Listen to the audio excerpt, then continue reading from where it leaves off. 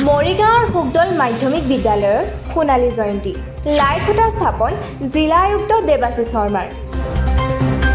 মৰিগাঁৱৰ সুকদল মাধ্যমিক বিদ্যালয়ৰ ৫০টি বছৰ অতিক্ৰম কৰাৰ উপলক্ষে অহা নৱেম্বৰ মাহৰ ৯, ১০ আৰু ১১ তাৰিখে অনুষ্ঠিত হ'বলগীয়া সোণালী জয়ন্তী উৎসৱৰ লাইখুটা স্থাপন অনুষ্ঠানত উপস্থিত থাকে মৰিগাঁও সমষ্টিৰ বিধায়ক ৰমাকান্ত দেউৰীৰ লগতে জিলা আয়ুক্ত দেৱাশীষ শৰ্মা আৰু বিদ্যালয়সমূহৰ পৰিদৰ্শক অপূৰ্ব ঠাকুৰীয়া।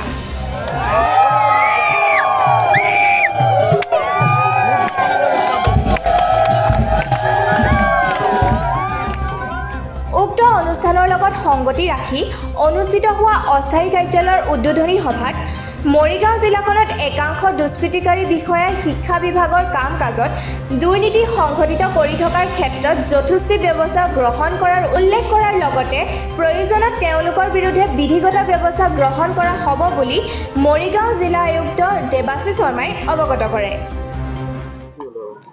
আজি সুকদল সৰুবৰী মাধ্যমিক বিদ্যালয়ৰ সোণালী জয়ন্তী উদযাপনৰ এই পবিত্ৰ মুহূৰ্তত আমাৰ জিলা প্ৰশাসন তথা জিলাবাসীৰ হৈ এই ইতিহাসে গৰকা বিদ্যালয়খনক উত্তৰোত্তৰ কামনা কৰিছোঁ, শুভেচ্ছা আৰু শুভকামনা জনাইছোঁ। আমাৰ এই অঞ্চলত আমাৰ জিলা এইখনত সুকদল সৰুবৰী মাধ্যমিক বিদ্যালয়ৰ যি অৱদান, সেই অৱদান আমি কেতিয়াও পাহৰিব নোৱাৰোঁ আৰু এই সমাজখন গঢ়াৰ ক্ষেত্ৰত তথা আমাৰ জিলাখনৰ সৰ্বতো প্ৰকাৰে সমাজখন গঢ়াৰ ক্ষেত্ৰত এই বিদ্যালয়খনে এটা খুব গুৰুত্বপূৰ্ণ ভূমিকা আগবঢ়াইছে। তাৰ বাবে যিসকল ব্যক্তি প্ৰচেষ্টাত এই বিদ্যালয়খন স্থাপন কৰা হৈছিলে, আজি বহুতো লোক আমাৰ মাজত নাই। আজি তেওঁলোকক আমি স্মৰণ কৰিছোঁ আৰু নমন কৰিছোঁ।